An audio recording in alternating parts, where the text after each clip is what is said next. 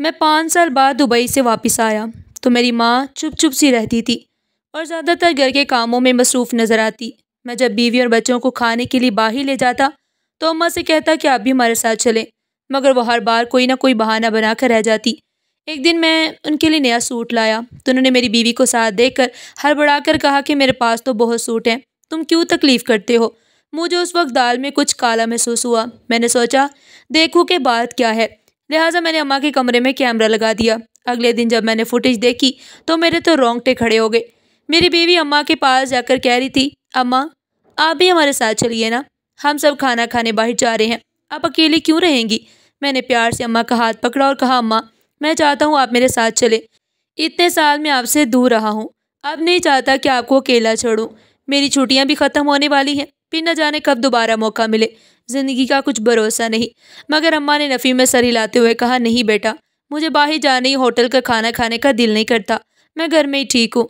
मैंने दुख से उनकी जानिब देखा और बोला, अम्मा आखिर आप मेरे साथ क्यों नहीं जाती, मेरी कोई बात क्यों नहीं मानती। मुझे लगा शायद उन्हें मेरा दुबई से वापस आना अच्छा नहीं लगा।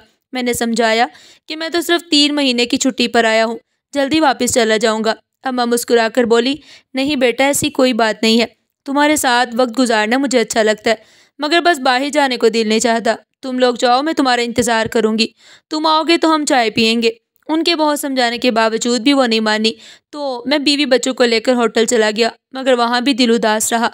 अम्मा का रवैया मेरी समझ से बाहर था। मैंने सोचा शायद वो इसलिए नाराज़ है कि कल मैं बीवी को लेकर ससुराल गया था और बच्चों को उनके पास छोड़ गया।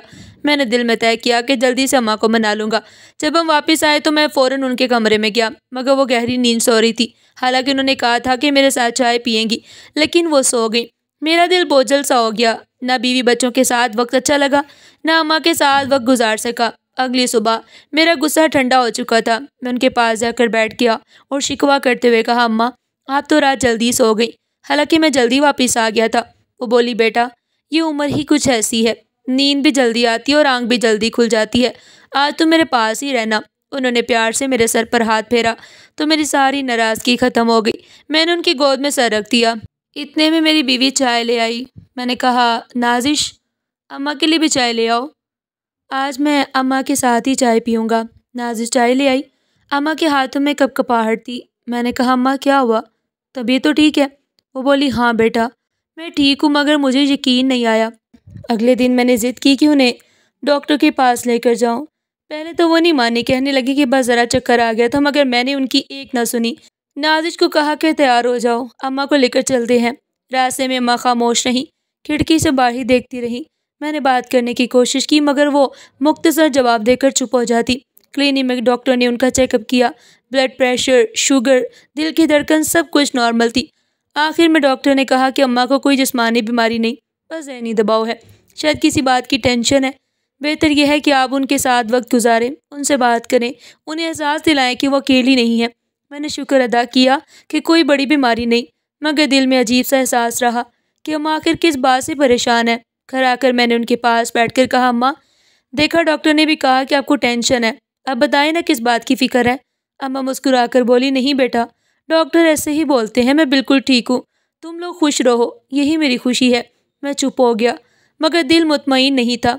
अगले 2-3 दिन मैंने देखा कि अम्मा वाकई पहले जैसी नहीं रही।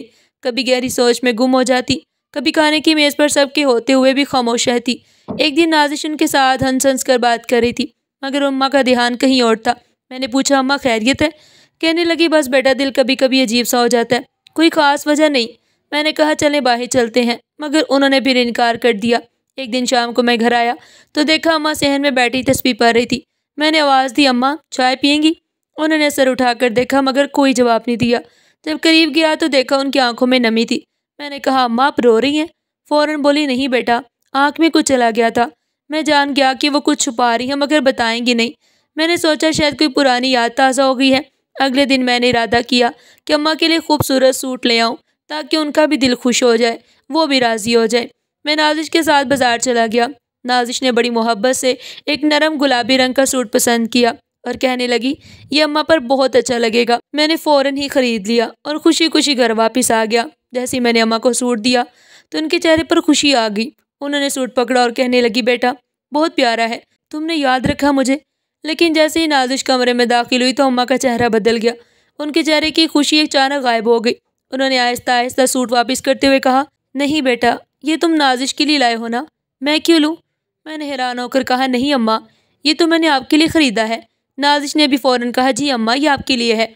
मगर अम्मा ने हाथ पीछे कर लिया और कहने लगी, नहीं बेटा, अब मुझ पर ये रंग अच्छे नहीं लगते, बुढ़ापे में ये सब नहीं जचता, तुम नाजिश को ही दे दो। मेरे पास पहले से बहुत ज़्यादा सूट हैं, ना ये सूट लेकर मैं क्या करूँगी। मैं कुछ देर खामोश रहा। अंदर से दिल को कुछ खटक सा हुआ। पहले खुश हुई, फिर अचानक इनकार, जैसे वो कुछ कहना चाहती है मगर कह नहीं पा रही। नाजिश ने मेरी जानिब देखा, जैसे उसे भी कुछ अजीब लगा हो।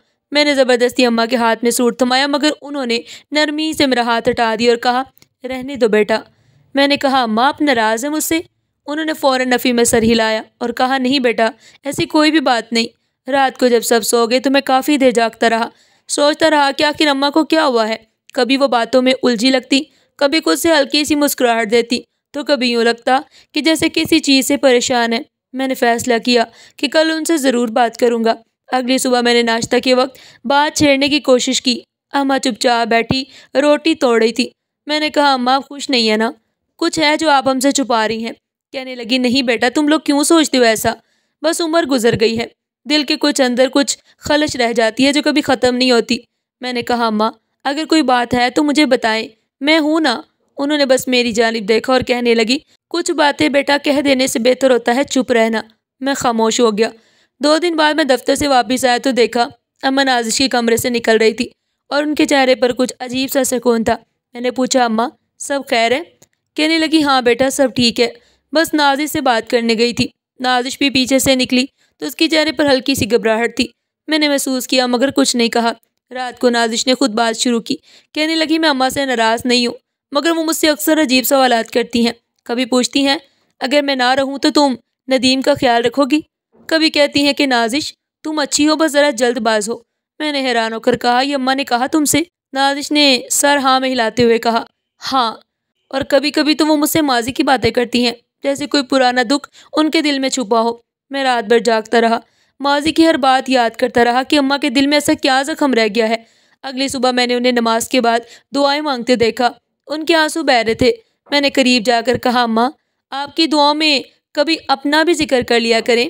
उन्होंने मुस्कुराते हुए कहा, बेटा माँ की दुआ में औलाद पहले ही शामिल होती है। फिर आहिस्ता आहिस्ता बोली, बस दिल से बोझ उतर जाए तो सुकून आ जाए। मैंने उनके हाथ पकड़ लिए और कहा, अम्मा जो भी दिल में है कह दीजिए, मैं सुनने के लिए बैठा हूँ। वो चुप रही, सिर्फ मेरी तरफ देखती रही। फिर नरमी से बोली, बेटा अगर कभी मेरी किसी बात से तुम्हें दुख हुआ हो तो मुझे माफ़ कर देना। मैंने हैरान होकर कहा, अम्मा आप ये क्यों कह रही हैं? कहने लगी, बस दिल का बोझ हल्का करना चाहती हूँ। उस दिन के बाद वो पहले जैसी नहीं रही। उनकी हंसी कम हो गई, दुआएं ज़्यादा हो गई। मैं अंदर से टूट सा गया। मुझे लगने लगा जैसे वो मुझे कुछ बता कर जाना चाहती हैं, मगर वक्त उन्हें मोहलत नहीं दे रहा। फिर एक दिन मैं दफ्तर में बैठा था कि नाजिश का फ़ोन आया। आवाज़ कांप रही थी। कहने लगी, नदीम जल्दी आओ, अम्मा की तबीयत बहुत ख़राब है। मैंने फ़ौरन गाड़ी निकाली और घर पहुंचा तो अम्मा बिस्तर पर लेटी थी, चेहरा सफ़ेद, सांस बहुत मदम। उन्होंने मेरा हाथ पकड़ा और कहने लगी, बेटा मुझे माफ़ कर दो, मैंने ज़िंदगी में गलती की थी जो आज तक मुझे सता रही है। इतना कहकर उनकी आंखें बंद हो गई। मैं चीख पड़ा। अम्मा का हाथ ठंडा हो चुका था। मैं साकत बैठा रहा, आंसू बह रहे थे और दिल में सिर्फ एक ही सवाल था कि आखिर वो गलती क्या थी। नाजिश मेरे कंधों पर हाथ रखकर रोने लगी। कहने लगी, नदीम अम्मा ने आखिरी वक्त में सिर्फ तुम्हारा नाम लिया था। मैंने आसमान की जानिब देखा और दिल में बस एक ही सदा गूंजी, अम्मा। वो रोने लगी और कहने लगी, मुझसे गलती होगी। मुझे समझ नहीं आई मैं क्यों ऐसा बोल गई। मैं अम्मा से जलती थी कि वो तुम्हें मुझसे ज़्यादा अजीज़ है। मैंने गुस्से में वो सब कह दिया। मैं वाकई शर्मिंदा हूँ। मैंने गुस्से से कहा, नाजिश तुमने मेरी माँ के साथ ये सब किया, तुमने इस घर का सुकून बर्बाद कर दिया। मैं तुम्हें अभी के अभी तुम्हारे मायके छोड़ कर आ रहा हूँ ताकि तुम्हें भी अपनी गलती का एहसास हो। मैंने उसे बात मुकम्मल करने का मौका ही नहीं दिया और घर से बाहर ले आया।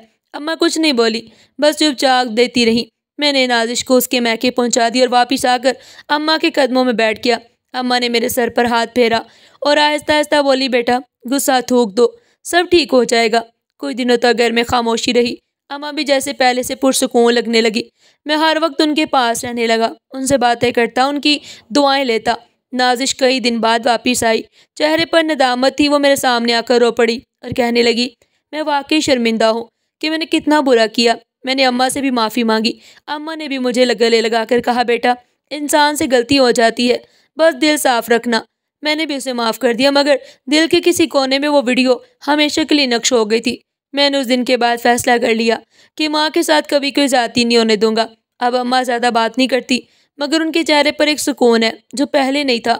और मैं जब भी उन्हें देखता हूँ तो दिल से दुआ निकलती है कि अल्लाह हर बेटे को माँ की कदर करने की तौफीक दे और किसी बहू को माँ जैसी हस्ती का दिल दुखाने की हिम्मत ना दे। वक्त ऐसे ही गुजरता गया। मैंने दुबई वापस जाने का फैसला किया तो अम्मा बोली, बेटा अब दिल नहीं चाहता कि तुम दूर जाओ, मगर अगर जाना है तो नाजिश का ख्याल रखना और नमाज कभी न छोड़ना। मैंने वादा किया कि अब कोई चीज़ हमें एक दूसरे से दूर नहीं कर सकती। कुछ दिन बाद अम्मा की तबीयत बिगड़ गई। मैंने फ़ौरन डॉक्टर को बुलाया, मगर अम्मा बस मुस्कुरा कर बोली, बेटा मैं ठीक हूँ। उनकी सांस कुछ भारी हो रही थी। मैं उनके पास बैठा रहा। उन्होंने आहिस्ता से कहा, बेटा जिंदगी में अगर कभी किसी का दिल दुखा दो तो फ़ौरन माफ़ी मांग लेना, क्योंकि दिल टूटने की आवाज़ किसी को सुनाई नहीं देती, मगर उसकी गूंज इंसान को उम्र भर सुनाई देती रहती है। इतना कहकर उन्होंने आंखें बंद कर ली और उनके लबों पर एक पुरसुकून मुस्कुराहट आ गई। अम्मा के जाने के बाद घर की फिजा कुछ और ही हो गई। मैं अक्सर उनके कमरे में बैठकर सोचता कि वाकई माँ जैसी हस्ती का कोई नेमुल बदल नहीं। नाजिश मेरे पास आकर बैठी तो कहती, मुझे अब हर वक्त अम्मा की याद आती है। मैंने कहा, नाजिश माँ सिर्फ रिश्ते से नहीं दिल से बनती है, और तुमने दिल से उनकी जगह बढ़ने की कोशिश की है। अम्मा जहाँ भी होंगी खुश होंगी। घर के सेहन में लगे अम्मा के पसंदीदा पौधों को मैं रोज़ पानी देता हूँ। जब वो पौधे नहलाता हूँ तो ऐसा लगता है जैसे अम्मा की दुआ अब भी हमारे इर्द गिर्द है। जिंदगी में माँ जैसी हस्ती का कोई नेमुल बदल नहीं होता। वो नाराज़ भी हो जाए तो फिर से औलाद के लिए दुआ करती है। हम हमेशा अपने वालिदैन का एहतराम करना चाहिए और उनके दिल का ख्याल रखना चाहिए, क्योंकि माँ बाप की खुशी में ही औलाद की कामयाबी छुपी होती है। जो औलाद अपने माँ बाप की कदर करती है, दुनिया और आखिरत दोनों में सरखरू होती है, दोनों में कामयाब होती है। नाज़रीन, आपको हमारी आज की ये कहानी कैसी लगी? कमेंट सेक्शन में अपनी कीमती राय का इजहार ज़रूर कीजिएगा, और इस तरह की मज़ीद सबक-आमोज़ कहानियाँ सुनने के लिए हमारे चैनल को ज़रूर सब्सक्राइब करें। फिर मिलते हैं एक नई कहानी के साथ। तब तक के लिए अल्लाह हाफिज़।